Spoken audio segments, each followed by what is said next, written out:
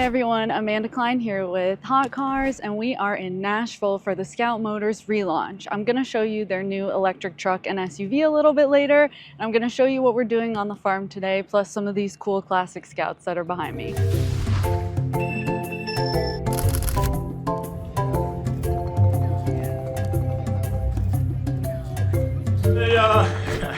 They say Scouts are either clairvoyant, a little crazy, or a little lucky. And look, a couple of months ago, we were looking at this location. The agency said, beautiful mountaintop, beautiful views, and they want to sort of build a house over this. So yeah, we're a little short of funds, and we said, let's just do it outdoors, and we rolled the dice. And yeah, we either got very lucky or very clairvoyant, because what a stunning, stunning, beautiful day.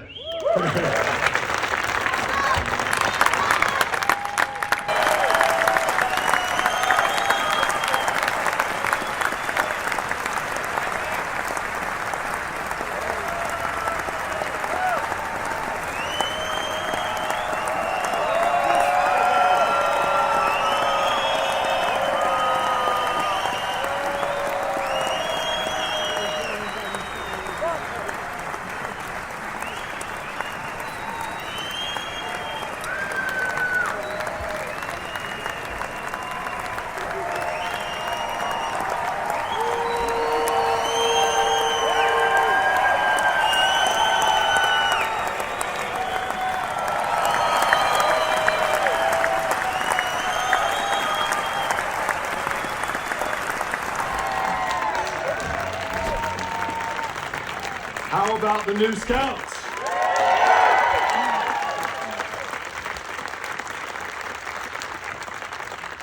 You know, it is such an honor, absolute honor to be here. Absolute honor to reintroduce these vehicles to all of you today. You know, everyone wonders, why is this so special? You know, why does this mean so much? Earlier today, I had the pleasure of meeting Donna Bloom out front, and her dad, Ted, was one of the original designers, and she was very emotional about being here, very emotional about what we're doing, and that is why we do it.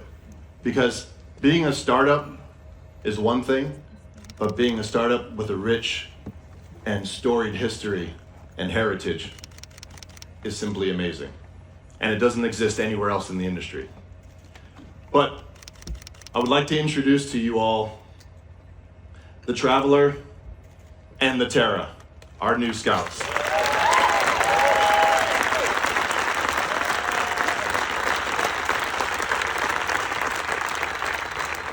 And we wanted to pull from that heritage and that history when we chose the names, even when we chose the colors, which I'll get to a little bit later.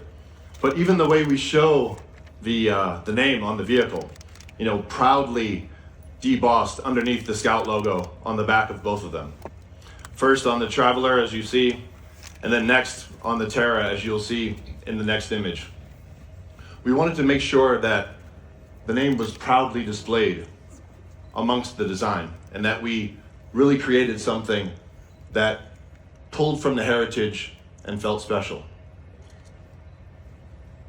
But from a design perspective, what do we mean when we create a Scout?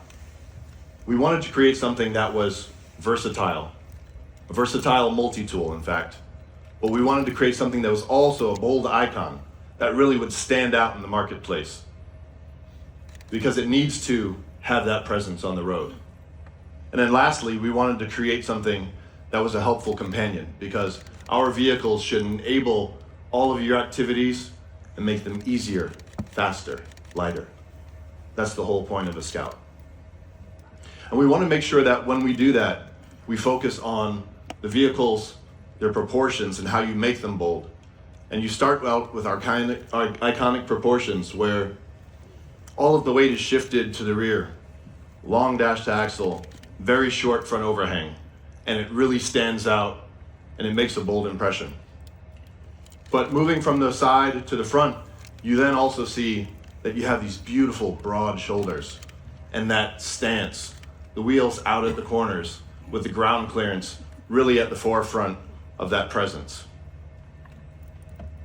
And after we look at the proportion, we want to think about how we treat the graphics on the vehicles.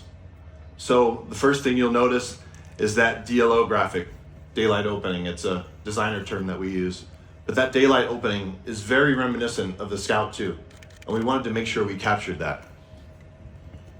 Contrasting that with the shoulder, that softness comes from the Scout 80, the beautiful form language.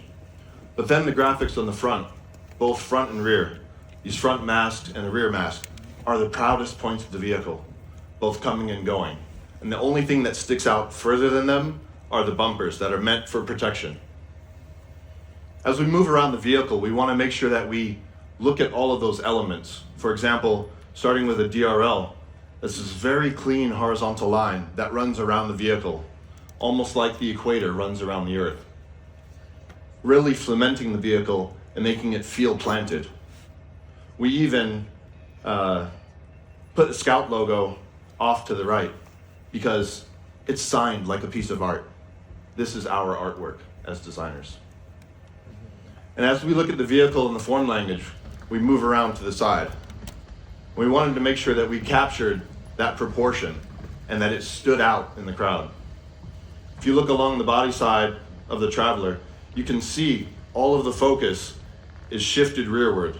There's only one single line at the bottom, and that really cements the weight and it really pulls the vehicle forward. That form language, the softness in the shoulders, all of that resolves in the rear.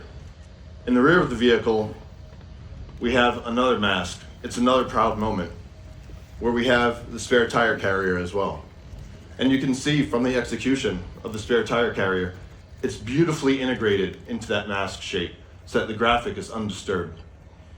But the treatment of the surfacing is tactile, it's mechanical, and it really feels like a bold statement. Full brow, very simple and clean with a deep undercut. We wanted to capture that width and have two simple lines, the upper and lower, that capture the screens in the middle. And then that deep undercut that you see from the Scout 2, we captured it and we allowed ourselves to take it to another level by having that grab bar at the bottom area, which allows you to grab on when you're off-roading or stand an iPad up in there or whatever you want to use it for. But it really organizes space and allows you to see the technology in a very clean and clear way. And if you look at this image as it's zoomed out, you can see it's a very clean and simple interior. The materials really come through. The shapes come through. What you'll also notice is that there are buttons in there.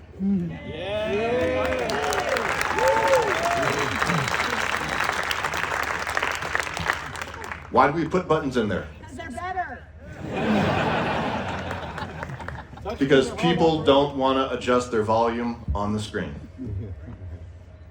And they also don't want to adjust their temperature on the screen. So the easy things that you want to do, adjust your temperature, turn the radio down, whatever you want to do, it's right there in hardware at your fingertips. And we created a beautiful combination between the technology in the screens and the hardware in front of you.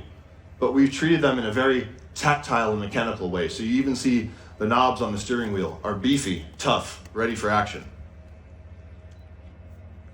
The console as well, we took the liberty of pushing further than anyone would expect. And on the console, we did some cool things. We created a multi-tool, and we have storage in there that is unlike other vehicles. You can see in this image, the mat in the top has a little nod to plaid in it, actually. So the rubber is actually fashioned in the shape of plaid. And so it's kind of a reimagining our heritage. And just to close up on the buttons again, to show you how tactile and functional they feel. There's that one bank of buttons in the center for the HVAC controls. The overhead as well has one bank of buttons for the off-road controls. And we even put a manual compass in there.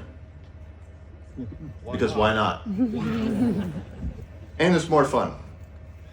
We wanted to make sure that we push the limits of how the vehicle is used, even having a pull-out tray on the instrument panel just below the bar, where you can keep your cool Scout binoculars if you want, or your laptop, or whatever it is, when you're sitting, enjoying your family, off to the side. And then looking at the rest of the space and how we explore that, how we create that versatile multi-tool. The console having multi-tiered storage smaller tray on top, bigger tray at the bottom, a refrigerated cool box, double wireless chargers, and more. And if you decide that you don't want to have a console, but you want to have one more of your friends, we've got two distinct personalities. So in the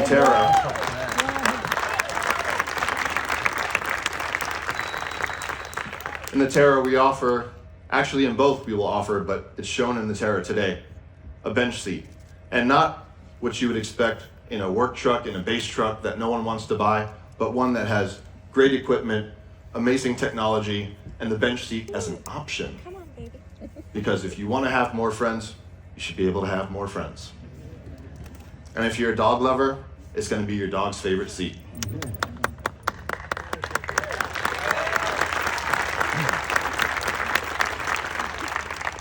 In this other image, you get a very good overview of the Terra interior. And of course, all Scouts will be standard with NACS, North American Charging Standard, bi-directional charging on all vehicles, 800 volt vehicle architecture, projected 350 miles EV range on the Scout. So the power is proper. Let's talk a little bit about the architecture on this vehicle. Modern zonal architecture, over-the-air updates, remote diagnostic, and of course this allows us to really contribute to the lifetime customer value of this vehicle. And of course there was some chirping about this thing called gasoline every now and then. And of course we see what's happening in the marketplace. And of course many of you know the governor is a politician and a lawyer, but he's a keen insights on engineering as well. So we've had some conversations on this front, and I think it's pretty straightforward. We gave it a name. If some of you are pretty onto it, you can see it on this vehicle. The name's Harvester. Let's take a look at the video.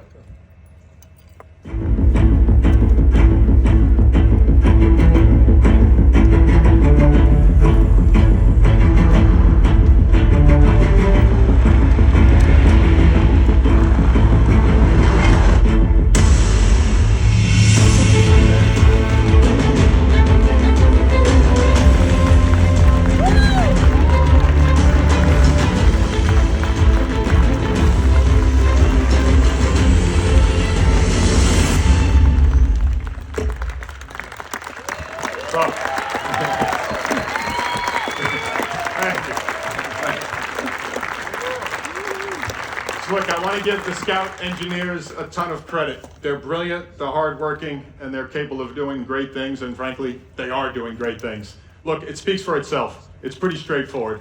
Projected range, over 500 miles. Make the battery a little bit smaller, fill that space with a gas tank, and get the range that you see there. I think there's a couple critical points we want to make, which is crucial.